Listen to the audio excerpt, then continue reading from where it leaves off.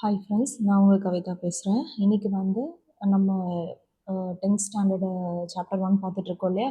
அதில் வந்து ஒரு கொஷின் ஃபங்க்ஷன் ஆர் நாட் அப்படின்னு சொல்லி எப்படி கண்டுபிடிக்கிறது அப்படிங்கிற ஒரு சின்ன எக்ஸ்ப்ளனேஷன் மட்டும் பார்த்துடலாம் இந்த வீடியோவில்.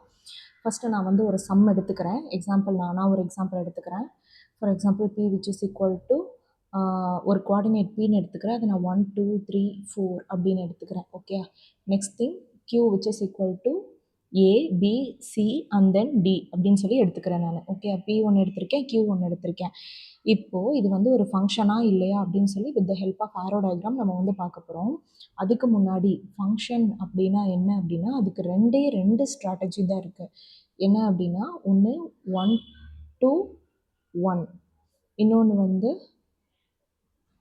Many to 1. ஓகேவா? ஸோ இந்த சைடு இருக்கிறதெல்லாம் எனக்கு வந்து இன்புட்டுன்னு ரெப்ரசன்ட் ஆகுது, இந்த சைடு இருக்கிறதெல்லாம் எனக்கு அவுட்புட்டுன்னு ரெப்ரசன்ட் ஆகுது. ஓகேயா?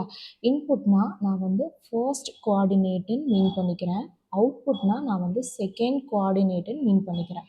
உங்களுக்கு தெரியும் ஃபர்ஸ்ட் கோஆர்டினேட்னா ஃபர்ஸ்ட் நான் ரெப்ரசன்ட் பண்ணியிருக்கேன், செகண்ட் கோஆர்டினேட்னா செகண்ட் ரெப்ரசன்ட் பண்ணியிருக்கிறது.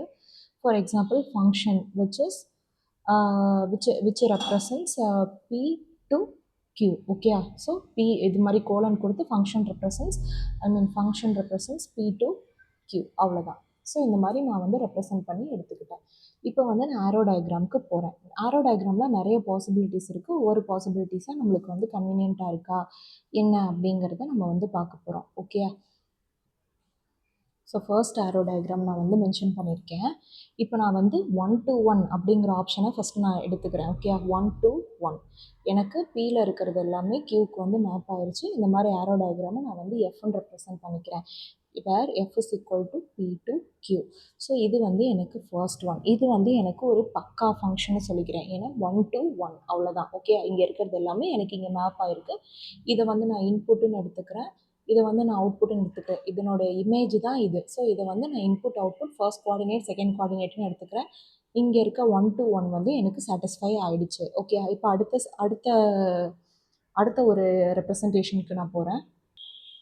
இப்போ இங்கே இருக்கிறத பார்க்கலாம். இப்போது இது செகண்ட் ஒன், இதுவும் இந்த சேம் 1 to 1 தான், but this is not a function. ஏன் வந்து இது நாட் அ ஃபங்க்ஷன் அப்படின்னா எனக்கு என்னோடய ஃபர்ஸ்ட் கோஆர்டினேட், அதாவது என்னோடய ஃபர்ஸ்ட் கோஆர்டினேட்டை நான் எப்போவுமே என்ன சொல்லுவேன், டொமைன்னு சொல்லுவேனா, இதை வந்து கோடொமைன்னு சொல்லுவேனா. ஓகேயா, கோடொமைன்னு சொல்லுவேன். இதில் எதெல்லாம் மேப் ஆகிருக்கோ இந்த ஏபிசி, அதாவது 1, A, அடுத்து 2, B, அடுத்து 3, C, இதெல்லாம் நான் வந்து என்னென்னு சொல்லுவேன், இது வந்து கோடொமைன். இதை வந்து நான் என்னென்னு சொல்லுவேன், ரேஞ்சுன்னு சொல்லுவேனா. ஸோ எனக்கு என்னோட கோடொமைனில் எலமெண்ட்ஸ் மிச்சம் இருக்கலாம், பட் என்னோட டொமைனில் எனக்கு மிச்சம் இருக்கக்கூடாது. ஓகே, ஸோ இது வந்து நாட் அ ஃபங்க்ஷன். எனக்கு 1 to 1லேயே டொமைனில் எனக்கு எலமெண்ட்ஸ் எக்ஸ்ட்ரா இருக்கக்கூடாது. ஓகேவா? இப்போ அடுத்த ரெப்ரசன்டேஷன் போகலாம். ஸோ என்னோடய அடுத்த ரெப்ரசன்டேஷன் நான் எழுதியிருக்கேன். இந்த மாதிரி மாறி மாறி போகலாமா? எஸ், போகலாம். எனக்கு ஒரு இன்புட்டுக்கு ஒரு அவுட்புட் இருக்கணும். இதுதான் ஒரு ஸ்டாண்டர்டான ஒரு விஷயம். அதாவது 1 இன்புட்டுக்கு 1 அவுட்புட்டு தான் இருக்கணும். அவுட்புட் வந்து ஷேர் ஆகக்கூடாது. ஓகேவா? அவுட்புட் வந்து ஷேர் ஆகக்கூடாது. ஸோ ஒரு இன்புட்டுக்கு ஒரு அவுட்புட்டு தான் இருக்கணும். 2 இன்புட்டுக்கு ஒரு அவுட்புட் அந்த மாதிரி ஷேர் ஆகக்கூடாது. ஒரு இன்புட்டுக்கு எனக்கு ஒரு அவுட்புட்டு தான் இருக்கணும். ஸோ ஒரு இன்புட்டுக்கு ஒரு அவுட்புட் எனக்கு ஷேர் ஆயிடுச்சு. So this one is a function. ஓகேவா? Third representation over. Fourth representation போகலாம். இப்போ இது வந்து ஃபங்க்ஷனா இல்லை நாட் அ ஃபங்க்ஷன் ஈஸியாக கண்டுபிடிக்கலாம். 2 விதமான மெத்தட் இருக்குது. ஃபர்ஸ்ட் மெத்தட் என்னென்னா, எனக்கு எக்ஸ்ட்ரா டொமைன் பார்ட் இருக்குது, ஸோ இது நாட் அ ஃபங்க்ஷன். அதே மாதிரி எனக்கு ஒரு இன்புட்டுக்கு 1 இன்புட்டுக்கு எனக்கு 2 அவுட்புட்ஸ் இருக்குது, இதுவும் நாட் அ ஃபங்க்ஷன். ஓகேவா? இந்த மாதிரி ஒரு இன்புட்டுக்கு ஒரு அவுட்புட்டு தான் இருக்கணும். அதே மாதிரி எனக்கு ஒரு இன்புட்டுக்கு 2 அவுட்புட் இருக்கக்கூடாது. So this is not a function. ஓகேவா? அடுத்து ஃபிஃப்த் ரெப்ரசன்டேஷன் போகலாம். ஸோ இதுலேயும் ஒரு ரெப்ரசன்டேஷன் இருக்குது. இது வந்து ஃபங்க்ஷனாக நாட் அ ஃபங்க்ஷனாக கண்டுபிடிக்கிறதுல ஒரு ப்ராப்ளம் இருக்கும். ஏன்னா இது வந்து ஈஸியாக கண்டுபிடிக்கலாம். எனக்கு எங்கேயுமே டொமைனில் மிச்சம் இல்லை. ஸோ டொமைன் சைடு எனக்கு ஃபிட் செக் வந்து ஃபிட்னு சொல்லுவாங்க, அது மாதிரி எனக்கு டொமைன் சைட் செக் வந்து கரெக்டாகிடுச்சு. எனக்கு இது வந்து ஃபங்க்ஷன் ப்ராப்பரான ஃபங்க்ஷன் நான் டொமைன் எண்ட்லேருந்து கண்டுபிடிச்சிட்டேன். எனக்கு கோடொமைன் சைடு ஒன்று மிச்சம் இருக்குது, அதனால் எனக்கு ஒரு ப்ராப்ளமும் இல்லை. நான் ஆல்ரெடி என்ன சொல்லியிருக்கேன், எனக்கு ஒரு இன்புட்டுக்கு எனக்கு ஒரு அவுட்புட் தான் இருக்கணும். த சேம் இந்த இன்புட்டுக்கு இதுதான் அவுட்புட், இந்த இன்புட்டுக்கு இதுதான் அவுட்புட், இந்த இன்புட்டுக்கு இதுதான் அவுட்புட், இந்த இன்புட்டுக்கு இதுதான் அவுட்புட், கரெக்டாக? பட் எனக்கு 2 இன்புட்டுக்கு ஒரே அவுட்புட் இருக்கலாம், நோ ப்ராப்ளம். எனக்கு எத்தனை இன்புட்டுக்கு வேணாலும் சேம் அவுட்புட் இருக்கலாம். பட் எனக்கு தனியாக 2 அவுட்புட் வந்து ஒரே இன்புட்டுக்கு இருக்கக்கூடாது. புரியுதா? ஸோ இதை தான் வந்து சொல்லுவாங்க மெனி டு ஒன். ஓகேயா? நம்ம ஆல்ரெடி பார்த்துருக்கோம், இங்கே ஞாபகம் இருக்கா? இங்கே வந்து 1 to 1 மெனி டு 1 எனக்கு அக்செப்டபிள் ஃபங்க்ஷனில். ஸோ இது வந்து மெனி டு 1. எனக்கு மெனி இன்புட்ஸ் இருக்கலாம், அதுக்கு சேம் அவுட்புட்ஸ் இருக்கலாம், எனக்கு அக்செப்டபிள். ஓகேவா? இது வந்து ஃபங்க்ஷன். அடுத்து வந்து 6th ஒன்க்கு போகலாமா? 6th ஒரு ரெப்ரசன்டேஷன் பார்த்துடலாம். ஸோ இந்த கொஷின் பாருங்கள், எனக்கு 1க்கு ஏ அவுட்புட்டாக இருக்குது, 2க்கு ஏ அவுட்புட்டாக இருக்குது, பட் த சேம் 2க்கு வந்து பி அவுட்புட்டாக இருக்குது. இது என்னன்னு சொல்வீங்க? 1 to மெனின்னு சொல்வீங்க. 1 to மெனியாக இருந்தால் this is not a function. ஓகேயா? ஒரு இன்புட்டுக்கு எனக்கு மெனி அவுட்புட் இருக்கக்கூடாது, not a function. And then எனக்கு எக்ஸ்ட்ரா டொமைன் பார்ட் இருந்தாலும் இது நாட் அ ஃபங்க்ஷன். ஓகேவா? கிளியராக இருக்கா? ஒன் மோர் எக்ஸாம்பிள் மட்டும் பார்த்துடலாம். ஸோ இதுதான் வந்து 7th எக்ஸாம்பிள். இந்த 7th எக்ஸாம்பிள் பார்க்கலாம். இது பார்த்தாவே தெரியும் இது கொலன்னு இருக்கே அப்படின்னு. நீங்கள் எந்த சைடும் பார்க்க வேணாம், டொமைன் எண்டில் மட்டும் பாருங்கள். டொமைன் எண்டில் 2 தான் பார்ப்பீங்க. ஒன்று வந்து ஃபஸ்ட்டு எக்ஸ்ட்ரா எலமெண்ட்ஸ் வந்து பேர் ஆகாமல் இருக்கா, நாட் பேர்டாக இருக்கா, அது செக் பண்ணணும். ஓகே, அப்படி இருந்தாலும் இது வந்து நாட் அ ஃபங்க்ஷனுக்கு சொல்லிகிட்ருக்கேன். Okay, not a function. அதே மாதிரி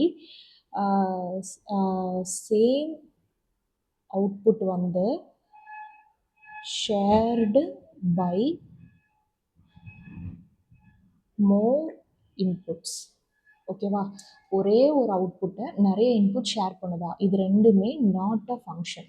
அப்படி பார்த்தா இங்கே எக்ஸ்ட்ரா எந்த எலமெண்ட்டுமே இல்லை, பட் சேம் எனக்கு 2ங்கிறதுக்கு ஏவும் அவுட்புட்டாக இருக்குது, டியும் அவுட்புட்டாக இருக்குது. ஓகே, அப்போ same input shared by more outputs. Okay, இப்போது ஒரே இன்புட்டு தான், பட் ஏங்கிற அவுட்புட்டும் டிங்கிற அவுட்புட்டும் இருக்குது, கரெக்டாக? ஸோ இந்த மாதிரி எனக்கு 2 வரக்கூடாது. டொமைன் பார்ட்டில் எனக்கு ஒரே இன்புட்டுக்கு 2 அவுட்புட் வந்து மேப் ஆகக்கூடாது. அதுக்கு ஃபார் எக்ஸாம்பிள் 2 தான். ஓகே, பட் 3 வந்து எனக்கு ஷேர் ஆகிருக்கிறதுனது பியும் ஷேர் ஆகிருக்கு, சியும் ஷேர் ஆகிருக்கு, இட்ஸ் ஓகே. எனக்கு பியும் ஷேர் ஆகிருக்கு, ஷியும் ஷேர் ஆகிருக்குன்னா எனக்கு என்னது நாட் அ ஃபங்க்ஷன், கரெக்டாக? அதே மாதிரி இங்கே 3யும் 4ம் பாருங்கள், 2 பேரும் ஒரே அவுட்புட்டை ஷேர் பண்ணியிருக்காங்க. ஓகே, 2 பேரும் ஒரே அவுட்புட்டை ஷேர் பண்ணியிருக்காங்க, பட் டிஃப்ரெண்ட் இன்புட்ஸ். ஒரு அவுட்புட்டுக்கு டிஃப்ரெண்ட் இன்புட்ஸ் இருக்கலாம், பட் ஒரு இன்புட்டுக்கு டிஃப்ரெண்ட் அவுட்புட்ஸ் இருக்கக்கூடாது. ஒரு இன்புட்டுக்கு ஒரு அவுட்புட் தான் இருக்கணுமே தவிர டிஃப்ரெண்ட்டாக இருக்கக்கூடாது. புரியுதா? இதுதான். ஸோ சேம் அவுட்புட், அதாவது same input shared by more output.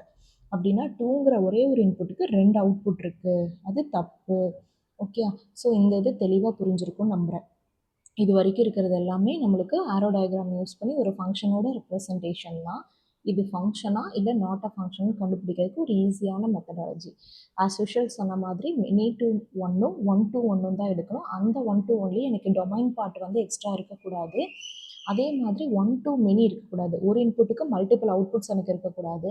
But ஒரு அவுட்புட்டுக்கு எனக்கு மல்டிபிள் இன்புட்ஸ் இருக்கலாம். அதுதான் இங்கே same input shared by more அவுட்புட்னா அது நாட் அ ஃபங்க்ஷன்.